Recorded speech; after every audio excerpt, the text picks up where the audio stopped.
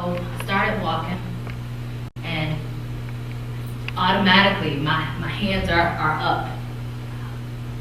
And so my hands are up, and a man jumps out with a black mask, white shirt, black pants, and he has a knife, a big knife. And he tells me, he screams at me, and he said, "If you scream, I'm gonna kill you." He tells me to take off my pants.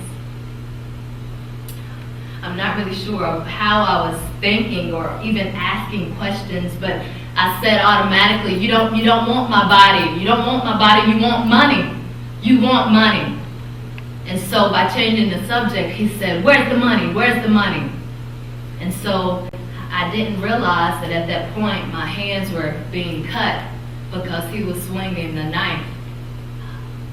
I started to back up.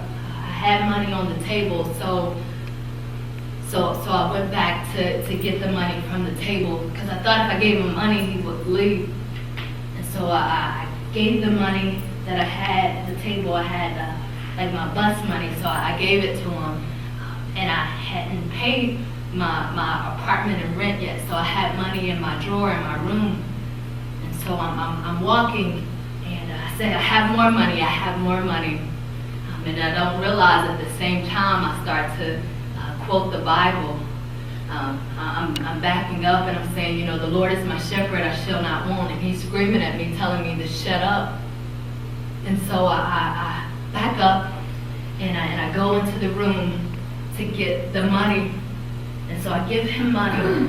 It's a few $100s in Caribbean money.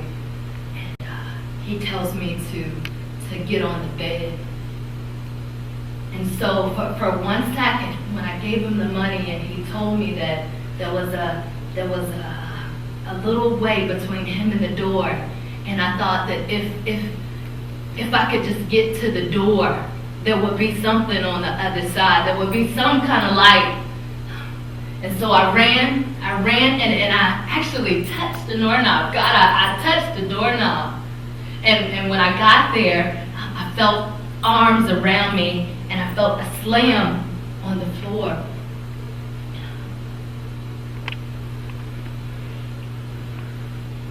And so there was a knife. There was this man that was there, and there was also a big knife. And so we started to, I'm not sure where I got this strength from. When you need supernatural strength, somehow it comes. But he slammed me on the floor, and somehow I was fighting, even though this was a very strong man. And somehow in the midst of the blood and the cutting, I was able to actually take the knife and break it in half. Praise God. And I threw the knife, and he was really upset. He was really upset, and so he started to strangle me. He strangled me for 1 minute, 2 minutes, until I couldn't move anymore. He was really upset. So with my bloody hands and my limp body, he had been hiding in the kitchen before, so he knew where the other knives were. And so he drugged me in the kitchen, and he got a larger butcher knife. And so by the time he had drugged me to the kitchen, I was able to stand back on my feet.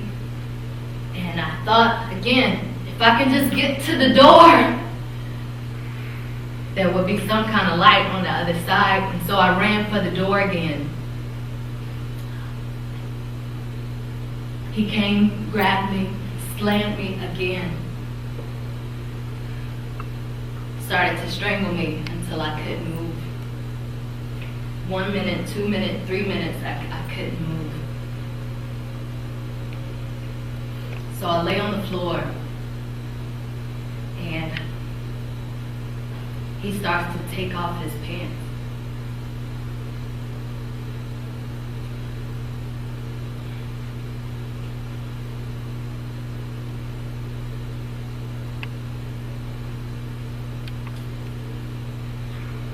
I look up once I'm able to catch my breath again. And I'm not sure where this thinking comes from. I know it was only by the grace of God. But I asked him when he was taking off his pants,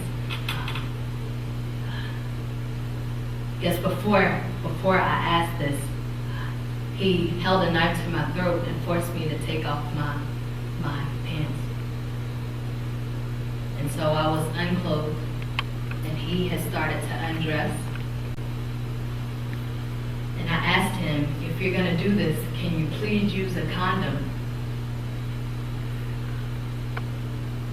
I'm not sure how I was thinking these things and actually able to verbalize this. And for that one moment, he actually looked at me and he said, like it was normal. He said, yeah, do you have some condoms? And so I said, yes, in the bathroom. So he drugged me. I had a bag full of condoms because I was teaching young girls about HIV and AIDS. And so he drugged me with knife in hand to the bathroom. And I reached for the bag of condoms. Again, I had like 1 second. In the midst of all of this, I was screaming as much as I could. And so reached under for the condoms, and he let me go for 1 second. I have a new appreciation for seconds. He let me go, and again, I knew if I could just get to the other side of the door, if I could just get to the other side of the door. So I started running, and when I started running this time, there was someone banging on the door. Someone had heard my screams, praise God. My neighbors had heard me screaming. And so as I ran for the door, they were banging. They banged so hard, their hands were bleeding. Running for the door, running for the door. He saw them. He ran after me, grabbed me by my body, my unclothed body, was swinging the knife. And somehow I was able to, while he was swinging this knife, I was able to go under him, crawl to the door, unlock the door, open the door, and I was able to be pulled out by my neighbors, praise God.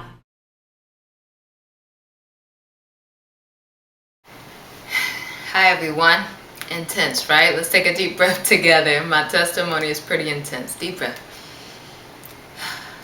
All right. I just wanted to come in and just to connect with you, to share with you, though that is something that happened to me, my trauma, my testimony. I wanted to let you all know that that's not where the story ends. As someone who has survived trauma, who has worked through the aftermath of trauma, who has studied trauma and also working to overcome trauma, I want you all to know that healing is possible. Restoration and hope is possible. And so I encourage you to not give up. And I encourage you also to look and explore my website more. Look and check out my speaking topics at www.kiteevanslive.com. Resources on the page, and think about hiring me as a speaker, as a coach, as a workshop facilitator, because there's lots of practical things that we can do to move forward in our healing journeys. God bless you. Peace be with you. And thank you for listening to my testimony. Peace.